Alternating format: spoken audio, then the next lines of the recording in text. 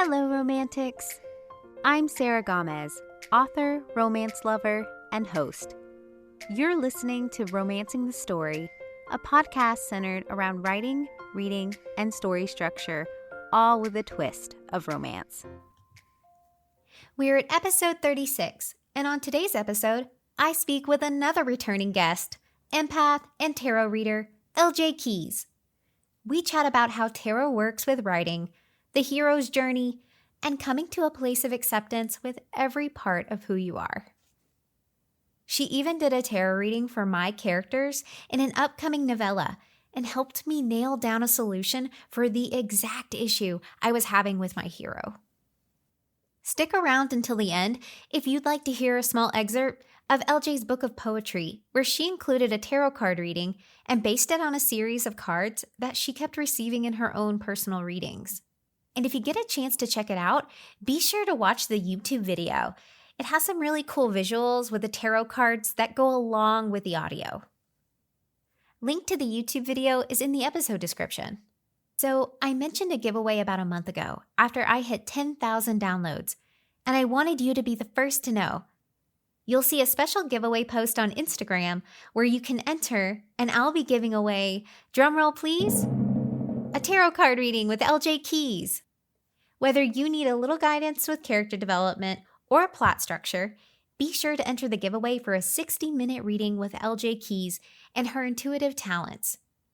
More details will be included on the Instagram post, so be sure to check there. And just to double the fun, I'm working with Emerald City romance writers to bring listeners a discount to the amazing Emerald City Writers Conference at the end of the month. The 33rd Annual Emerald City Writers Conference is entirely online this year, so PJs are an option, and the conference is running from October 21st through the 23rd. Listeners will receive a $5 discount off a ticket if you use the PayPal link in the description of the episode and enter the code ROMANCETHESTORY in the notes at checkout. Whether you have several titles under your belt or are like me and just trying to get that first book out, there's something for everyone. The Emerald City Writers Conference has 3 3-hour masterclasses by best-selling authors on topics like writing emotional intimacy, writing rom-coms, and developing a full-time writing career on a part-time schedule. Plus, there's an opportunity to pitch to one of the guest editors or agents, an online charity auction, and more. You're sure to leave the conference informed about industry trends, armed with new skills, and inspired as an author. Featured speakers include USA Today and Wall Street Journal bestselling author Robin Covington, executive editor of Hallmark Publishing Bryn Donovan, and USA Today bestselling author Farrah Heron. Tickets are $125, but be sure to use the special link in the episode description along with the Romance the Story code, and you'll get the $5 off. I'm so excited about the conference that I already have my ticket, and I hope you can come too. With all that said, we'll jump right in. Welcome, intuitive and tarot reader LJ Keys. Hello! Yay. Thank you so much for having me. Well, thank you so much for being on the show. So in case people don't know about you, can you kind of tell them just a little bit about you and your tarot reading? Sure. So I started reading tarot a few years back and just kind of used it as a device for my own therapy sessions, for my own healing. And I really enjoyed it. And I think that there's a lot that goes into tarot. There's, the art behind it. There's psychology mixed in. There's, of course, in the traditional Rider-Waite tarot deck, which is the one that we'll be using today, which is what I use for tarot for writers, just because it is the most well-known tarot deck. There's so much that goes into each card and the meaning and different associations with archetypes. And, Carl Jung is involved, like all these different things you can kind of connect. And it was all of interest to me prior. So it all just resonated with me. And I decided to continue down that route. And I love doing readings for people. And I also love doing tarot for writers.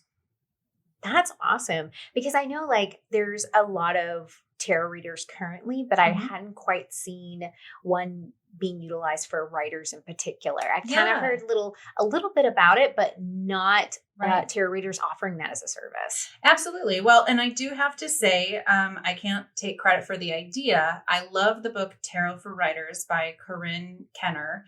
I don't know that I pronounced that correctly, but I believe it's Corinne Kenner. We'll put that in the show notes or whatever.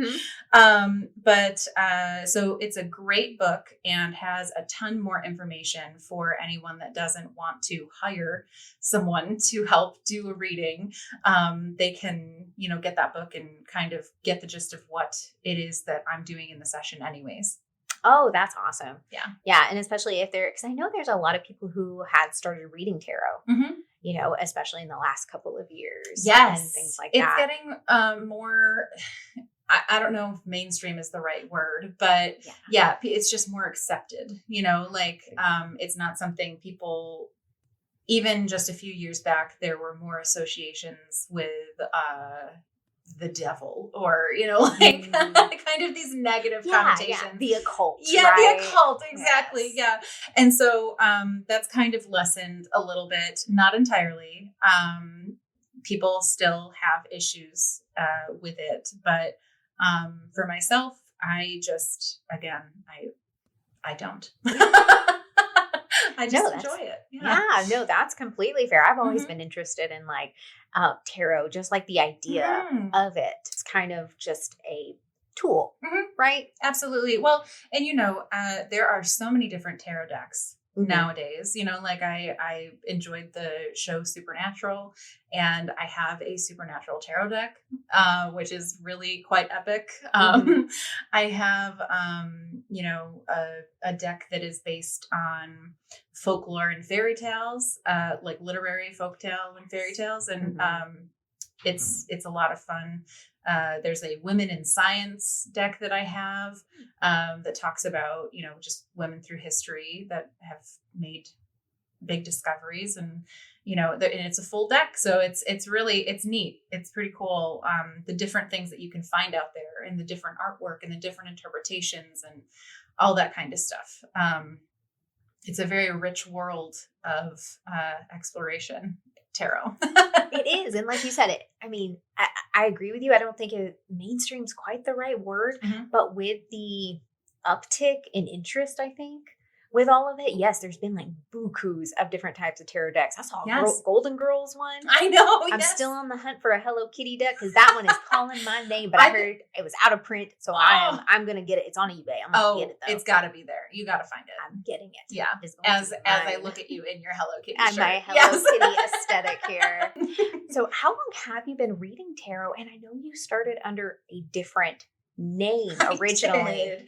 I did. So I've only been reading tarot professionally for a few years now. Okay. But I did start probably five or 6 years ago now. Nice. Just kind of playing around with cards, and I would do like an occasional reading for myself, or just draw a card here and there, and maybe like write a story about it, or I used it as a tool for therapy, as I had said. And also in my own personal writing, because so much of my writing has been influenced by my therapy sessions, or has been a direct product of my therapy sessions. That kind of, is all in the same realm to me. I had used tarot for both of those things.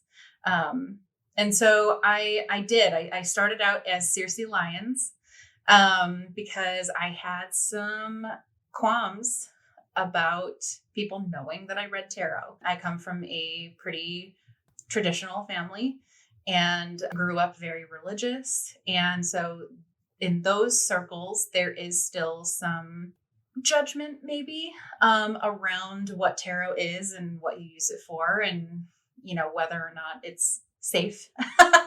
So I was very concerned. Mm-hmm. And so I did start with a different name. But, as I have continued to grow and become more authentically myself, I've begun that process of incorporating all the different pieces of me into one existence. And I've really enjoyed that process.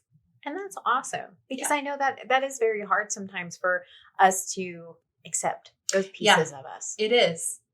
It really is. So like I love that you came to a place, a safe place at least, where you can accept that piece of it and be like, hey, it's part of me. Right.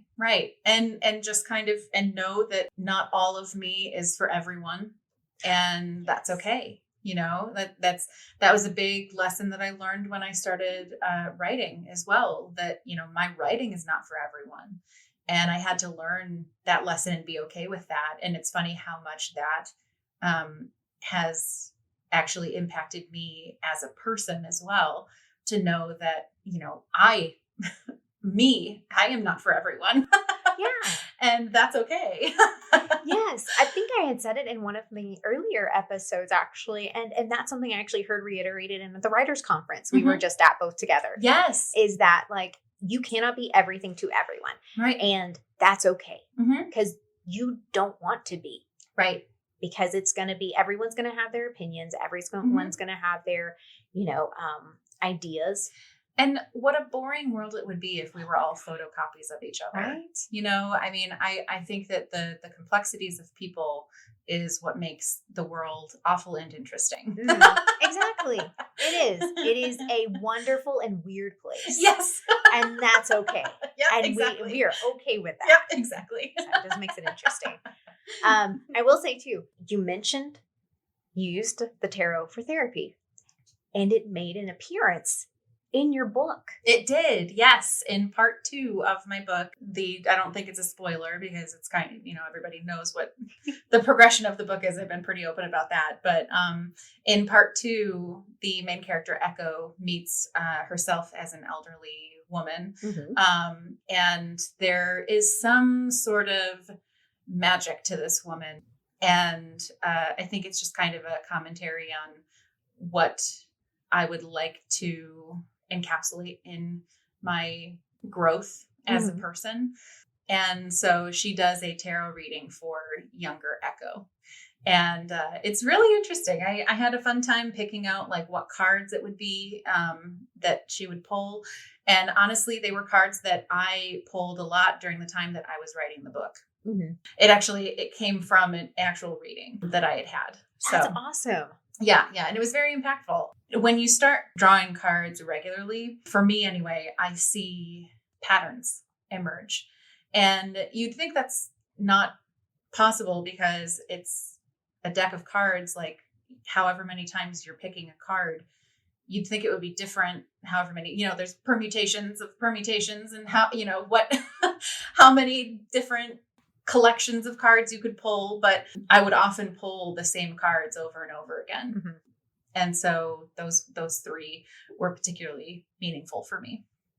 That's what I've noticed whenever I go to tarot readings or whenever I watch tarot readings. Like that's become a very more prolific thing, I think, especially like on YouTube and things like that. You can find it on Twitch now too. Exactly. And TikTok. Yes. And people are offering that services on like different platforms. I know like Patreon and things like that. Right. They're offering readings for their customers and or just the public at large. Yeah. And that's something I found a lot too. No matter, it can be a video from years ago. It could be a video that's current that ends up in my feed. But no matter what, I'll still see sometimes the same progression. Like you said, the same specific cards that just kind of stick out. And I'm just like, okay, there's something here that's definitely resonating. And I think, whether it's the way that I read tarot, the way that I experience my spirituality is to acknowledge the fact that like that could be, it's like when you see a yellow car or like when you're thinking about buying a car and you're like, oh man, I'd like a yellow car. And then you see yellow cars everywhere. It could absolutely be something like that. And it could also be that maybe that has a specific meaning for you at this moment in your life, and you're meant to see it, so I think it's kind of a 6 of one, half a dozen of the other, where I like to bring, logic and reality into my experience of spirituality. And I think that tarot is a great way to do that, because it does take such concrete meanings of things and just allows you to extrapolate from there, and kind of interpret what each of those things means for you personally. So, you can have the same exact reading as another person, and it's still going to mean something entirely different to you. Well, and it's such a creative way to go about our own creativity. Yes. Right? It's so true. Because writing is very much that kind of marrying of, almost like the creative spiritual side of us and the logic part of us. Yes. So why wouldn't tarot be another just piece of that? Oh, I love it. Yes. So it is, for me, I'm with you, of the same mindset of very much the little bit of both, spiritual and the logical kind of married together. Kind of bringing it in. Yeah, absolutely. I love that. And again, I just think that tarot is a great way to do that, to kind of marry the concrete with, these other, maybe the higher self, or that kind of esoteric kind of type of thinking. Right? Absolutely. Absolutely. Yeah. And so, and I love that, because that is, to me, it goes hand in hand as a writer for any kind of creativity and creative endeavor that you might be going down the path of. Absolutely. Oh my gosh. Yes. So, and you actually use your tarot readings as a framework, right? Within the hero's journey. I do. So there's actually, I do a presentation on this, which because I did it at the writers conference we were just at together. But I do a presentation which basically walks walks the attendees through the hero's journey, which for those of you that aren't familiar, it's Joseph Campbell kind of took this into the sphere of writers. And it's basically stating that every single story goes along the same path. So there's the hero, and they go on an adventure, and there is a decisive crisis, and then they win some sort of victory, and then return home changed or transformed. And there are 12 steps in that journey. And I don't know how much we want to get into that now, but I could just very briefly touch on each of the steps. So the first step is the ordinary world. So that is where everything is familiar. I like to use The Matrix as an example, because it's one of my favorite movies. Great movie. So, Great right. movie. Yes. So it's basically, when we first meet Neo, he's a computer hacker by night and a corporate computer programmer named Thomas Anderson by day, living his life, and it's kind of like blasé, And then stage 2 is the call to adventure. And that's when the adventure begins, of course. So in The Matrix, that's when, Neo sees this text on his computer screen telling him that if he wants to know more, he should follow the white rabbit. And so then someone suddenly knocks on his door, and it's like a client for his little side hacking business. They ask him to go clubbing. Because what do you do, when things are blasé? You go clubbing, of course. So then stage 3 is the refusal of the call. So Neo, of course, initially refuses to go, but then he sees the woman with the client has a white rabbit tattoo on her shoulder. And how curious. And so then, of course, Neo's like, well, I better get going. Yeah, so better follow. Yeah. So he continues and goes to the club and meets Trinity, and there's, progression of the story. Stage 4 is meeting the mentor. So of course, in The Matrix, that is Morpheus. Of course. Which is a fantastic character.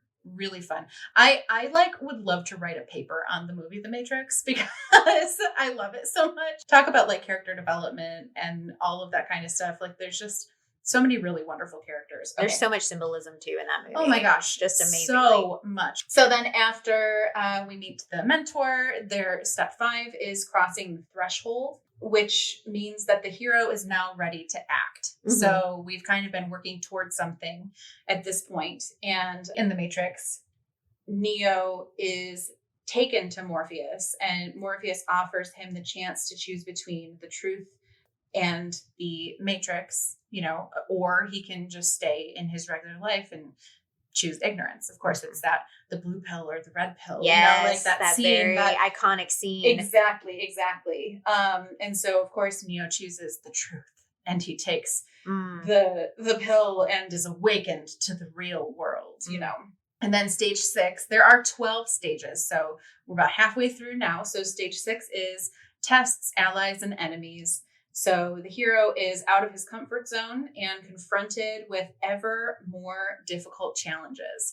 So in the Matrix, again, Neo awakens and meets the crew of the Nebuchadnezzar, which is the ship. He's put through a bunch of actual training, like physical training. So this part in the book can be, you can actually see physical training happening in the movie. Like take the Rocky movies, for example. Rocky is actually doing his training, and that's a part of the movie. This can also look, though, like something less tangible. It can be, an emotional situation. True. Or, the circumstances kind of shift because of whatever story you're telling. But in this particular case, of course, it is a physical transformation. Yes. So after seeing Neo's skill, Morpheus believes he is the one. Yes. The savior of humanity, of course. Stage 7 then is the approach to the inmost cave. This is a very perilous location of possibly inner conflict for the hero. So it's, if you think about a cave, you're going underground, it's deep into something, there are certain movies that actually this point is an actual cave. And then there are also, it can just be, again, something emotional. Someone is having to go into something deeper in order to get out the other side, rather than, shut those emotions down or something like that. Yeah. I think of it as that point where you're really vulnerable. Yes. Either, like you said, physically or emotionally or mentally, spiritually, or something. Yeah, exactly. And speaking of intuitives and things like that, Neo goes to see the Oracle at this point in the movie. And she actually tells him that he is not the one, which I think is a really interesting moment. We all know from, like we said, the movie's 20 years old. Neo is the one. And so it's interesting how this can also translate to doing our tarot readings, because tarot readings are going to tell you what you need to hear in that moment. And it might not be what you expect. It might not be what you want to hear. But whatever it is will allow you to move forward instead of staying stuck where you are. And so just like that, Neo is able to then move forward and make decisions based on this information. And he kind of has this stress removed from him. So he's able to develop into his actual self, his higher self. And the Oracle also tells him that he will have to choose between saving his own life or the life of Morpheus. So that's kind of a huge thing. Now, stage 8 is the ordeal. So this is a physical test or a deep inner crisis. It's kind of like the moment where the hero has to use all of the skills he's gained at one point, like throughout everything that we've seen up till now, he has to use all of that skill set to kind of accomplish something huge.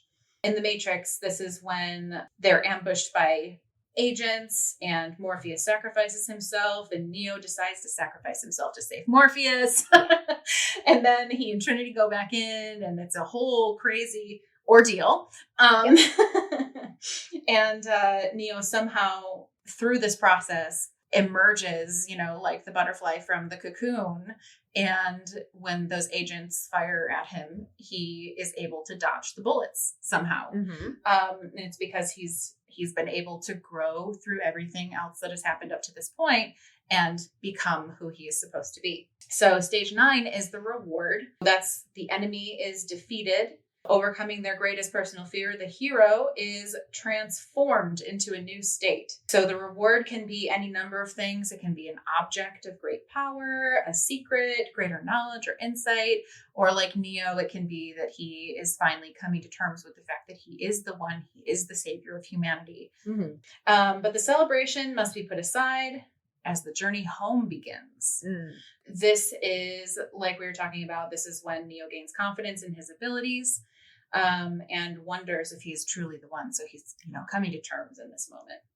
And the road back is the stage. It's sort of an echo to the adventure, like the call to adventure. So it's almost sort of like a bookend sort of thing, where the hero must now return home with his reward, but the journey is not over, and the hero still has one last push. And this always surprised me, because I always felt that after the ordeal, a story is kind of on the downhill from that point, this is, we're going through to the end. But that's actually, it's more like when you're playing video games and there is, the smaller boss, or the smaller like minions before you get to the big boss at the end. Yes. Like you have these smaller battles and then there's this enormous battle right at the end. And so that's kind of the same concept for this, where, we still have this moment where the hero chooses between their own personal objective and that of the higher cause. So in the Matrix, this is when Cypher manages to exit the Matrix first. And he betrays everybody and kills everybody in the crew. And then Neo is just stuck in the Matrix. Cypher is about to kill everyone, but then Tank, whom I love, somehow survives and kills Cypher. And the ship is under attack, and it's a whole situation, but he realizes he's powerful enough to fight Agent Smith, who has been this protagonist the antagonist the entire story. And so he's finally strong enough to do this, and he does fail to kill him, but he is able to at least engage in that fight. Stage 11 is the resurrection. This is actually the climax of the story. So it's not the ordeal. The ordeal is kind of, again, it's like that little appetizer, and that just really surprised me the first time that I was reading through the hero's journey, because every story that I had written, it's kind of like I was reaching up to this point, just one singular point, and then there was the downhill. But a good story has more than that. It has that extra little bit. So, and in this case, it's an actual resurrection, because Neo is in the Matrix and is shot and, has this whole thing. And Trinity whispers to him in the real world how to get out of the Matrix and, all of that. And it is actually a love story for anyone who doesn't know. Here we are on Romancing the Story. Yes. And the Matrix is a love story. It is. Yes, because Trinity gives Neo a big old smooch and it brings him back to life. He now has the power to take on anything, including Agent Smith. He's capable of anything now in the Matrix. And so he is finally able to defeat Agent Smith. And it's huge. So then stage 12, which is the last one, is the return with the elixir. So this is the final stage of the journey. And this is when he's actually, the hero is actually returning to the ordinary world. So we're going back to what was familiar in the very first part of this journey. But of course, everything has changed. In the return in the Matrix, the call is made and Neo is able to get out. At the very end, we see Neo is back in the Matrix and there's great music playing. And then all of a sudden we see him like soar up into the sky and it's like, wow, okay, he really is capable of anything now. Yes. And that's the end of the movie. And so this journey is going to be in almost any movie or book or story that you see. The initial research that was done was on, folklore and fables and, those kind of things. And it just carries forward because it's the way that you tell a good story. Mm-hmm. For anybody that's not familiar with this, you can go onto YouTube and just Google the hero's journey, and you'll find so many different things. Full disclosure, this breakdown of the matrix was not mine. I got that from a website, which I can give you. There's just so many different examples of this storyline. And I loved the idea of comparing the hero's journey to the fool's journey in tarot. And so for anyone that's not familiar with the fool's journey, the deck kind of starts out with the first card in the major arcana, the Fool. And it's basically like just this naive, almost childlike figure who has so much to learn, but has energy and ambition and excitement for the future. Mm-hmm. And so that's kind of where that journey starts. I hadn't been able to find a great example of just a very succinct rundown of the Fool's journey. So I did write a poem. So yes, I did go ahead and write a poem because I was struggling to find a succinct description of each card in the Fool's journey. So I'll go ahead and share that. And so this is I just called it tarot poem. Pretty straightforward. Yeah. So the Fool is young, absent-minded, and fresh. No decisions yet made. Innocence and hope enmesh.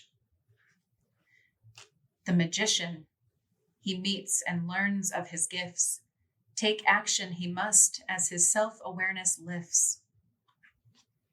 The High Priestess reminds him of his potential, that finding comfort in the unknown is essential.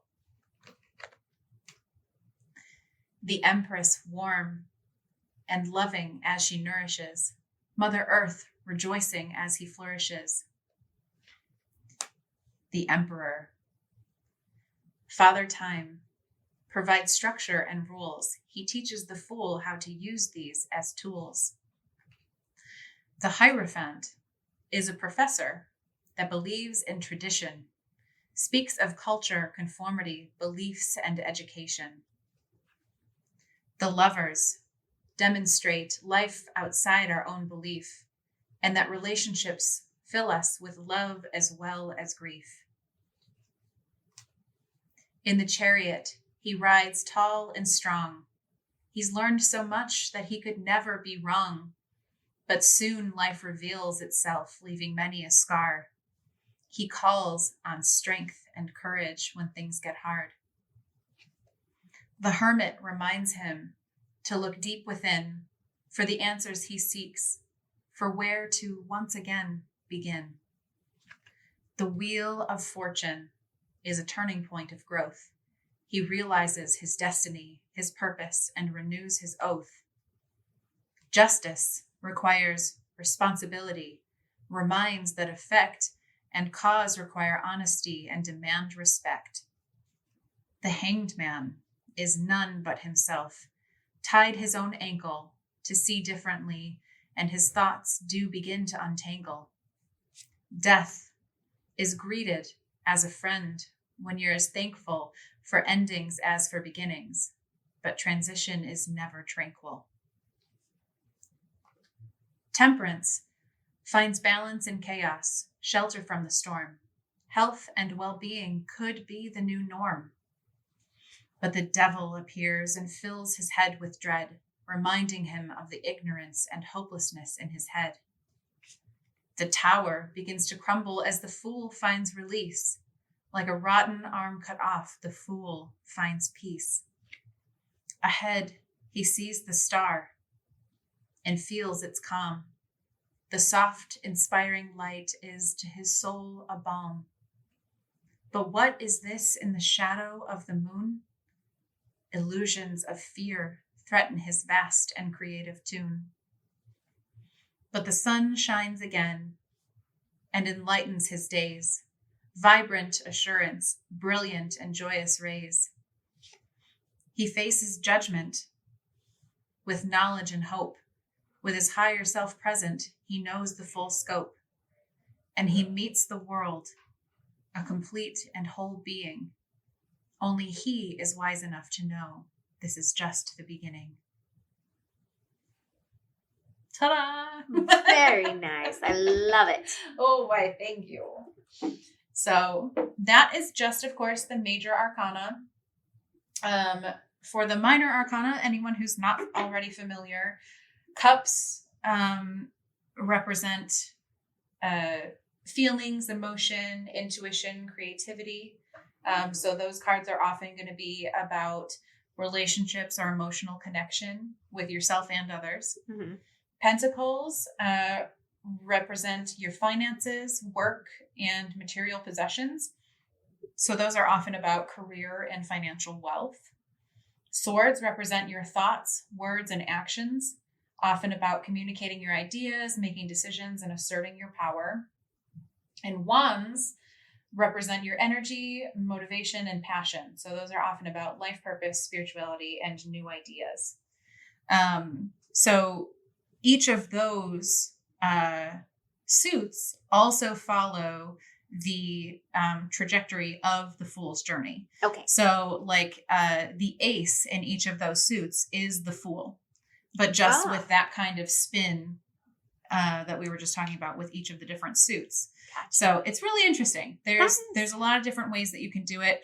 I mean, if someone wants me to include all of the cards in their tarot for writers, I'm happy to do so. But sometimes it's easier for people to just include the major arcana. Oh, okay. Yes. So for today, we'll just do the major arcana. Okay. Because they are the most straightforward. You know, it's the other cards kind of bring in additional complexity, which is I do normally include them in the readings for tarot for writers. So, and of course, normally I would have people fill out a form to kind of tell me a little bit more about their work in progress. Okay. To tell me if, you know, we are going to be doing if it's going to be character development or if it's going to be plot structure, you know, things like that. Location, if that's what we're trying to figure out. Okay. So there's a whole bunch of different things that we can do, but because this is going to be more specifically, did you say you had a character that you wanted to work with? Yes. So then, you know, normally I would say, tell me a little bit about the story, tell me a little bit about the character, but however much information you have prepared is just fine. Like whatever you can do off the top of your head. So I was going for a Christmas story, like a Christmas, like I hope to have out around Christmas time. Very cool. But we will see, like, hopefully, fingers crossed. Yes. But I am at a crossroads because I'm kind of not sure where to go with the story. Love it. Okay. So it is a woman who is on a business trip. And she needs a gentleman, of course. They're on this business trip. Mm-hmm. There's a mix-up, of course. Mm-hmm. And, you know, they get stuck in an Airbnb together. Of course, one bed trope. Mm-hmm. Holidays, snowed in. Obviously. So obviously that's the whole, like... I love that trope. Let's be serious. It's one of my favorites. I know, right? Yeah. So good. So, of course, you know, there's the sexual tension there. There's all that.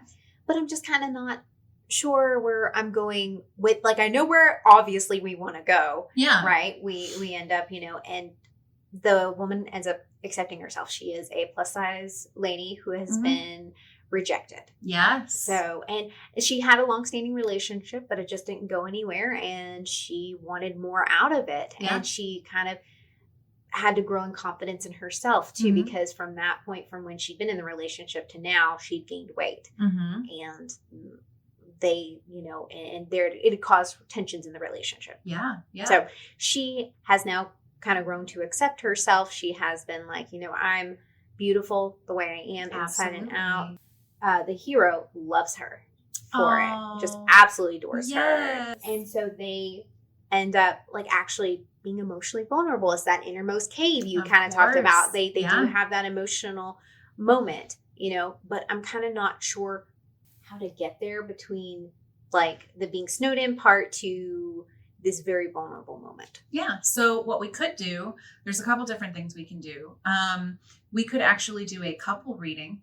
for them. Ooh, if you'd okay. like. Yes. So what this would look like in a traditional reading, like if I were doing this for a client, what I would do is draw a card for the client, a card for their partner, and then a card for their relationship. Mm-hmm. And then we kind of explore that a little bit further. So we can do the same thing with your characters if you'd like. Yes, absolutely. Great.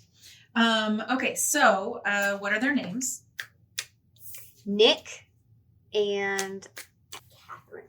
Catherine and Nick. Okay. All right, so Catherine and Nick. Let's see what we got going on here.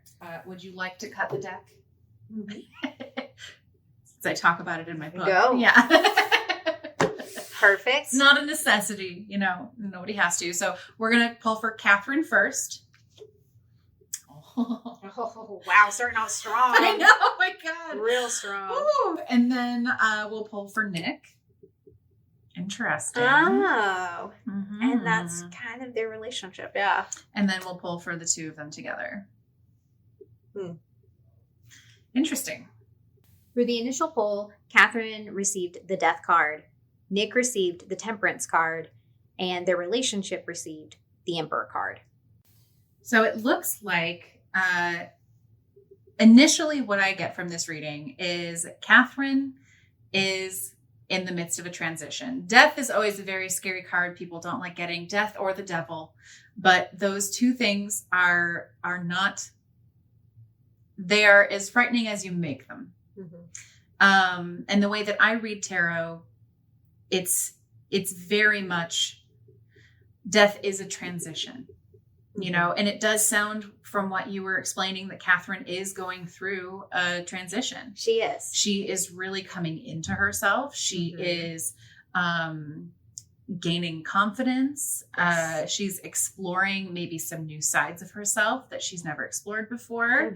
Mm-hmm. Maybe she's a little uncomfortable with some of that. Like transitions are hard. And so there's definitely some of that that's coming in to this. It seems like Nick is a place of stability for Catherine. Temperance is all about finding the stability, finding the calm in the storm, like from the poem. And it's basically saying that, Nick could be a very healthy partner for Catherine, it seems. And then the Emperor is this final card here. And so that is interesting. It's kind of, you think about the masculine with this card. Mm-hmm. So it's very structured, very rules-based, but learning how to use those things as tools in your life. So kind of making things actionable. So it's kind of like, it seems like to me, for both of them, this relationship is, maybe there is some struggle with action. Maybe they are feeling a little stuck. There seems to be, I think I do get that they're also just learning from each other. And I think that maybe we could pull an additional card for Nick to see what it is that he's learning.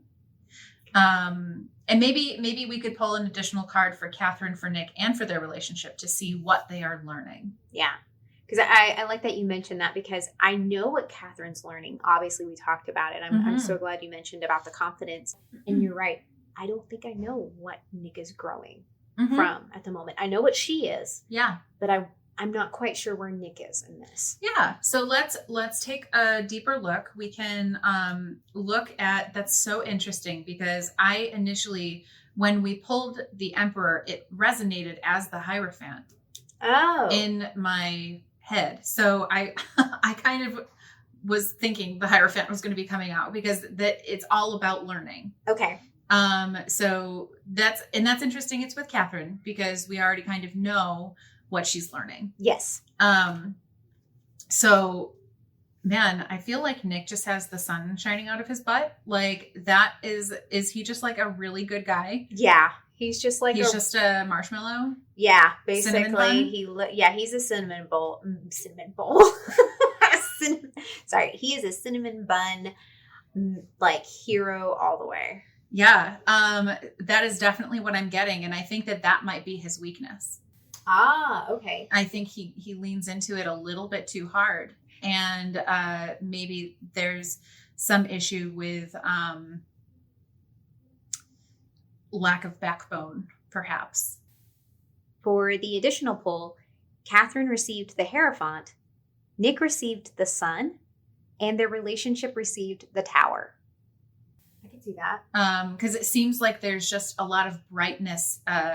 Maybe it's something where, through talking with Catherine, he learns a little bit more about his own darkness because she's struggling so much and coming into her own, where, not only her appearance is concerned, but, her own, how she is in the world, Yes. how whether she's comfortable with her sexuality, whether she's comfortable with, just the way that she purports herself. Yeah. And as they talk about those things, maybe that kind of brings something up for Nick where he's like, man, I wonder what, maybe he starts to realize that there are things he's not facing, because I know for myself, that was a realization I had that like, you can be a very sunshiny person because you are pushing things down that need to be addressed. Yeah.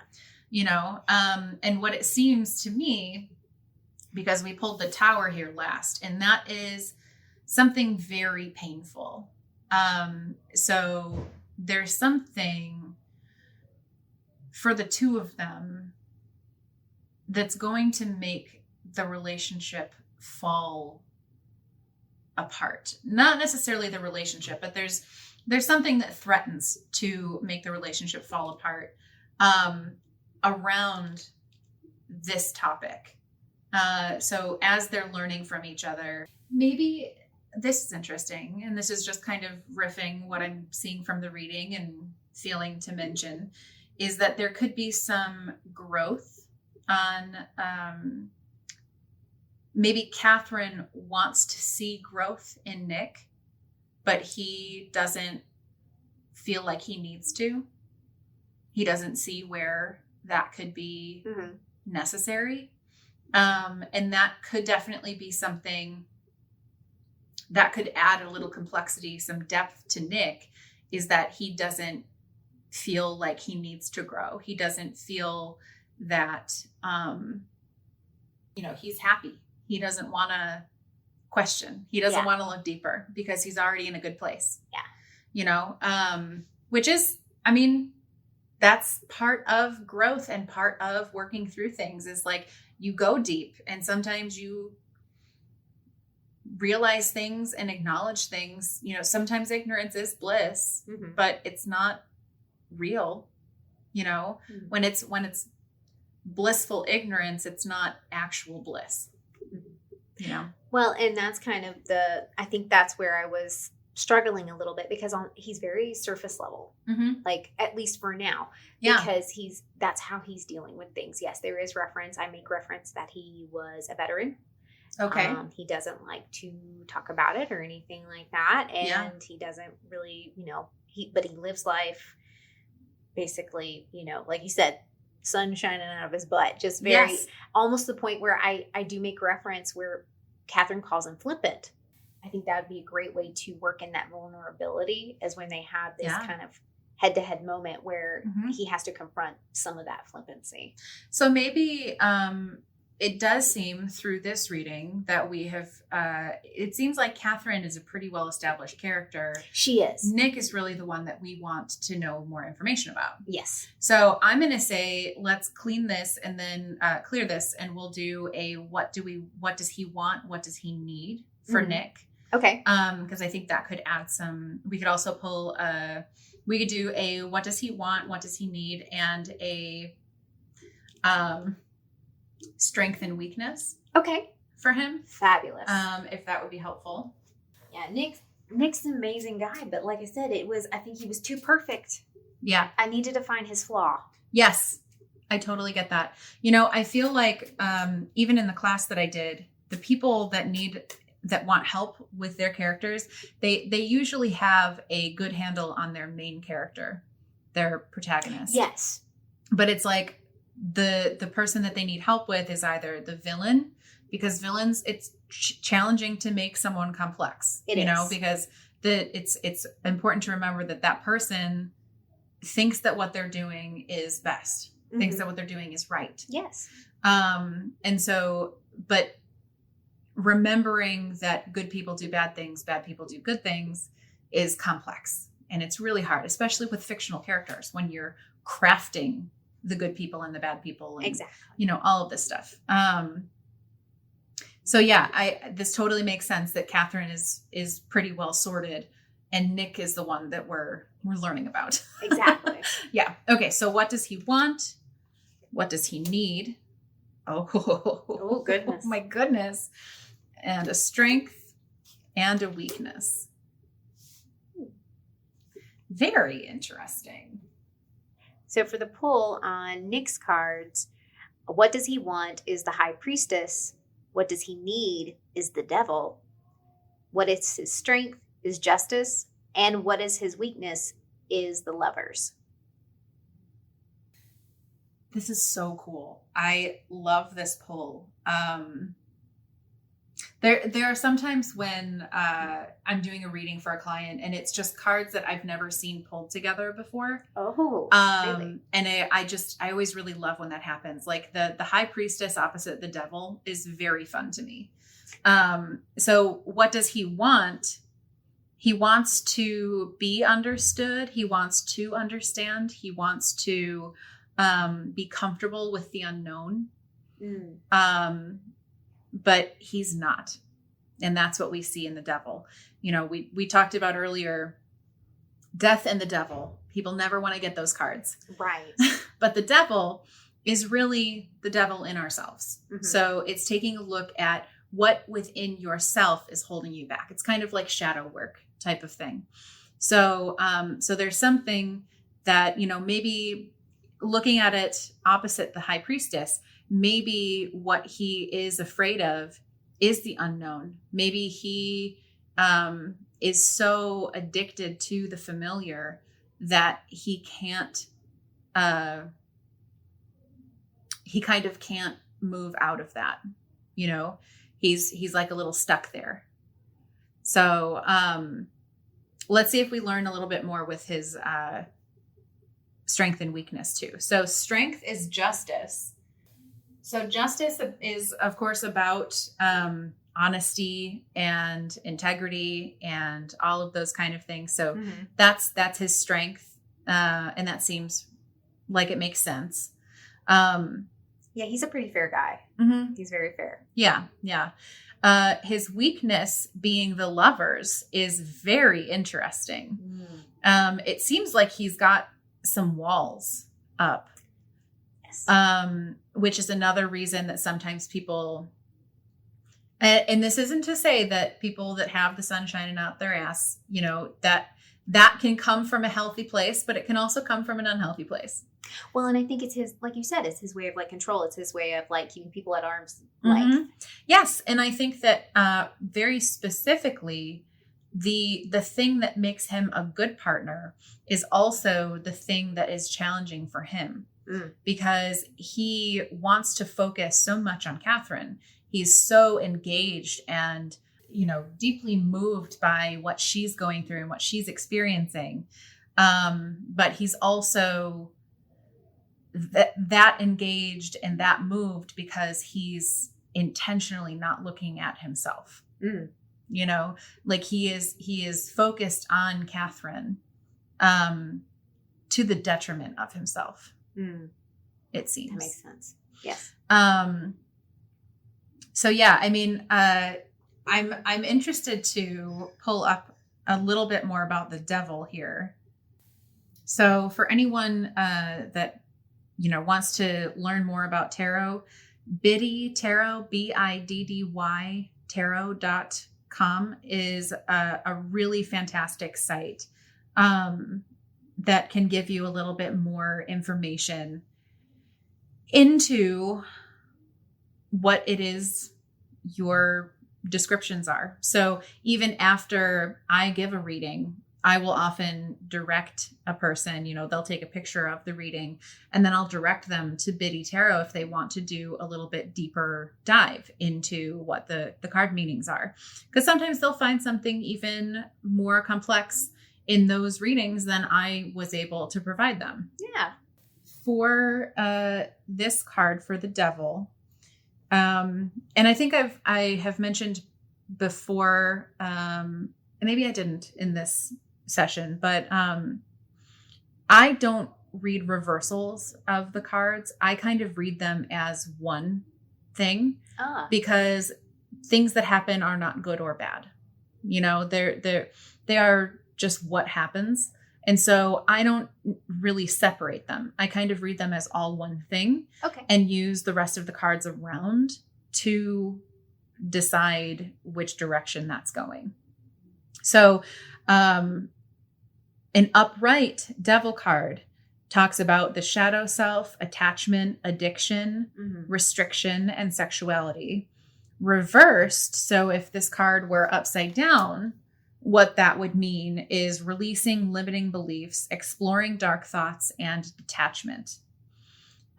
So if we kind of look at those two things, those two descriptions together, what we see is there's some issue with attachment. It seems like the way that Catherine is learning to love herself is something that maybe Nick is struggling with as well. And he is kind of detached from that in a way that he's able to acknowledge it and appreciate it in Catherine, but he can't even look at it in himself at this point in time. And that could be something where he grows over the course of the story, because it's something where he wants to be understood. He wants to have someone. He wants to let someone in. And I think that's also the lovers being his weakness, I think that speaks again to that attachment. So you could even look into some attachment theory if you wanted to. You could even fill out some of those. I love filling out personality quizzes and stuff for my characters. Yes. So answering it as if you are them. So you could kind of do a like attachment theory quiz to see what his attachment style is. And maybe he's avoidant, and so he engages with Catherine and he wants to, but as soon as there's any emotion involved, he backs away or any emotion that's directed at him. I like how you bring that up there because I feel like now I kind of have a bit better picture about what they both want, because she wants to accept herself as whole, as a whole person, everything about herself. And maybe that's his same struggle, is he accepts because he's very aesthetically good, but he's trying to learn to come to grips with the emotional part of himself as well. Yes. All aspects of it. Definitely. Sun shining out his butt and those dark thoughts. Yeah. So it's interesting because the Devil description talks about this card being a balance between good and evil, male and female, human and animal, kind of a scapegoat situation. It is a goat. It's a bit of a scapegoat, guys. Yes, he's a scapegoat. But I could see that. I could definitely see that 100%, because it is like you said, it was kind of that barrier. It is kind of very much that out of I'm just keeping everything very surface level. I like Catherine. She's gorgeous. I want to be with her. And I just want to have a good time. But then he's resisting the emotional pull there, the emotional investment. Yes. So, but that's what she's in for, or that's what she would want. Yeah. And she draws that out of him and he's scared of it. Yes. Yeah. And I think that could even, I think it scares him enough. It'll probably push him away from her. I think it will. And that I think is what I was trying to figure out. Cause I know that there is, because I've written the scenes after that where there is this basically separation and then they come back together because there is, of course, a romance. Yes. But but I was trying to understand, where is his mindset here? Mm-hmm. Why was he doing this? Why is he struggling with this? What is his struggle? Like you said, like what he wants, what he needs in this moment.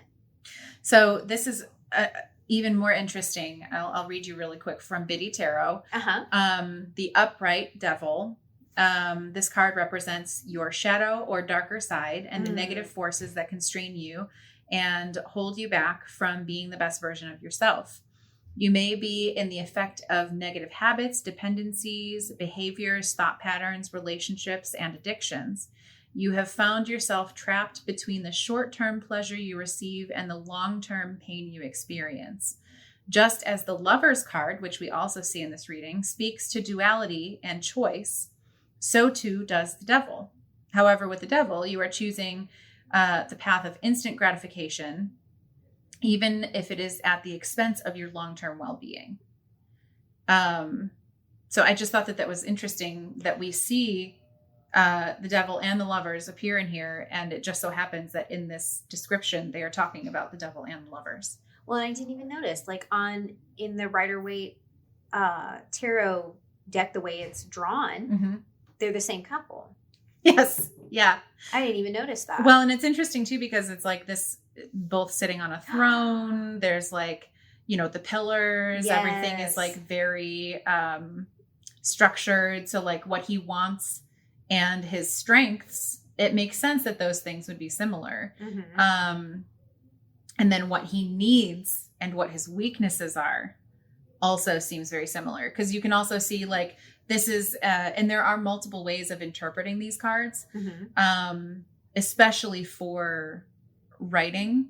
You can look at the images and just go by what's on the card itself. So if we wanted to look at these that way as well, you can see, like we talked about, the two pillars, people on a pedestal or throne of some sort. And then you can also see over here, there is this like authority figure, and then two people down here. And in the devil, we see them kind of chained to one another.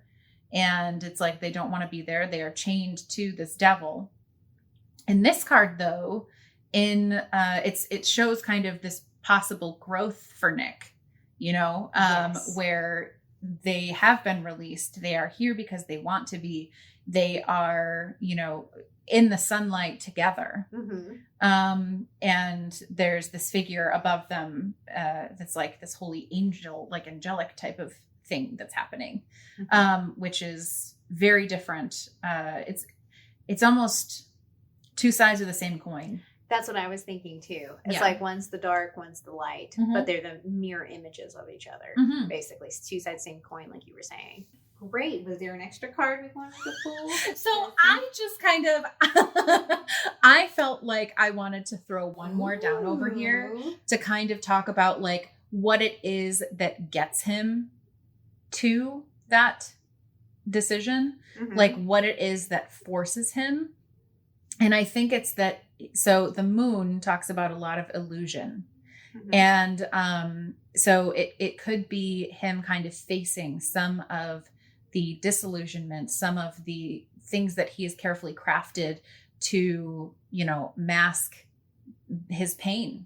Yes. That he's experiencing. Yes. So, I mean, you had already said that, so that's why I wasn't good. We didn't have to throw it down, but.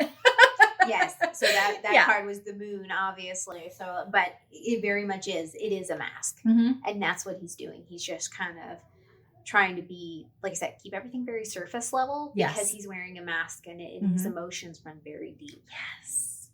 So. Oh, I love this. This was super fun. I know. And it was perfect. It's just what I needed. It's so fun. I love it. Well, and I just, it's a really fun experience it does also take some of the pressure off when we are just doing a reading for a character in a book, a fictionalized character. Because there's always the possibility, this isn't like a traditional reading where if it doesn't resonate, we're just kind of done, like in these situations, if you feel like the cards aren't reflecting your character, we can clear and do another drawing. until you feel like it's going in the direction that you feel your character resonates with. It's a lot of fun to do these readings. Even I like doing all of them. I like doing all the readings, but reading for writers is especially fun. Yeah, it's always very interesting, right? Yes, it is. Thank you so much for sharing your amazing talents with me today and helping me get through some of that writer's block now that I have all this.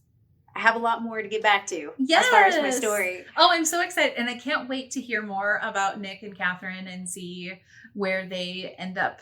Where they go, right? I know. Besides sleeping in the same bed, because obviously. So where can writers find you and connect? Yes.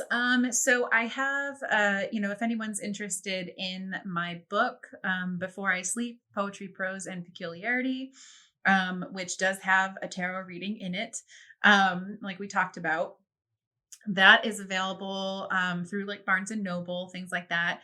It's also some of my other writing is at www.ljkeys.com.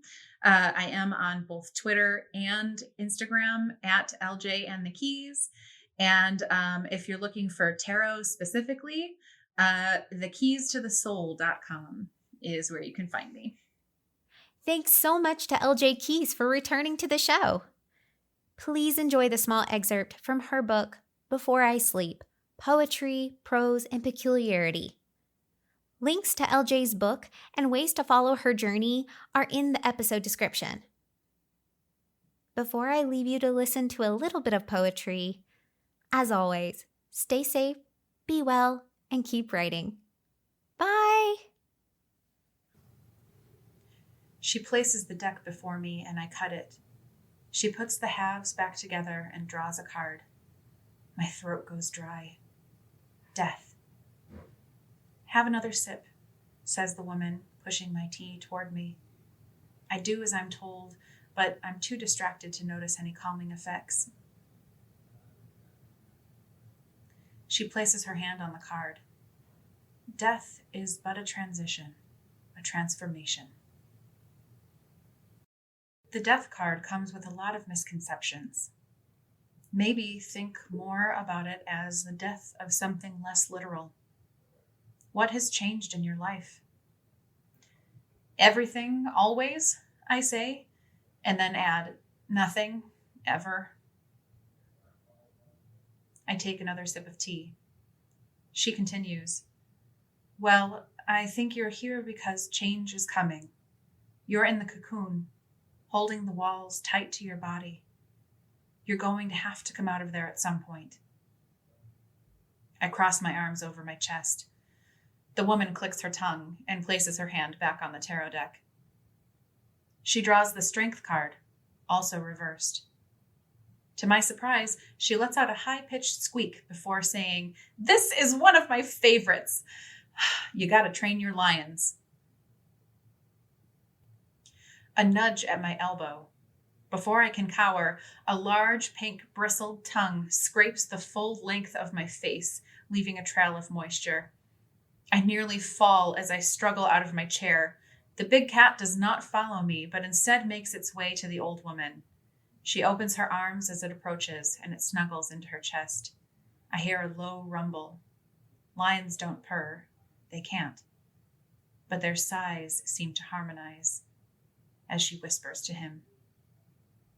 I look around for any idea of what to do. My hands are shaking again, and I feel sweat on my forehead. Soon, the lion departs, taking the same path the little girl had taken up to the house. As soon as it's out of sight, I gawk at the woman, my face incredulous. "My lions are tame," she replies. "Last one," she says as she places her hand back on the deck. She draws the High Priestess, also reversed. One word, intuition, says the old woman. I am quiet and I don't meet the old woman's gaze. You think avoiding my eyes will keep you from owning your gift? I don't need to draw this out of you. It's already there, bubbling below the surface, ready to shoot out of your fingertips. You wouldn't feel this way if you didn't already know it was there. she says. I feel things, sure, but how am I supposed to know what I should be feeling? What does supposed to mean? She asks. How do I know what's real? I ask. Does it matter? She asks. I roll my eyes again. Does it? She repeats, doubling down. Yeah, kind of, I say. My eyebrows rise to meet the mockery in my voice. Why? She asks. I close my eyes and take a deep breath. They're all upside down. Does that mean something? I ask. Yes and no, she says. The reading still suggests that a change is coming. You have some lions to tame, and you need to learn to trust yourself. The reversal means you're struggling to let go of something. Your lions need attention, and, well, the last one stays the same. We're never done learning about intuition. So I'm a mess. Yeah, I know. What's new? I feel something building in my chest that reminds me of high school. What is this? What are you feeling? She asks. I've gone through all of this to be yelled at, I ask. You might not have known how hard it would be, but here are your guidelines. She gestures to the 3-card spread. And how am I supposed to accomplish those things? I ask. She furrows her brow. What do you mean? I don't know how to do all that. I don't understand any of this, I say, feeling my heart flutter with a palpitation. All you need to do is stand up and walk around the table, she says, standing. It's not that easy, I say. She smiles before shooing me out of my seat and into hers. She sits across from me and moves our teacups so they follow us to our new seats. Are they reversed now? She asks. Well, no, but now they're reversed for you, I say. I have been around this table too many times to count, she says. I don't mind it. Sitting too long looking in one direction can get stagnant. We don't grow if we stay in small pots, she says, motioning to the seedlings next to me. So, how do you get back to this side? I ask. She chuckles again. Sometimes you must fight and learn and heal. Sometimes the awareness is all you need, she says. We sit in silence again. Let's walk, says the old woman. Where? I ask.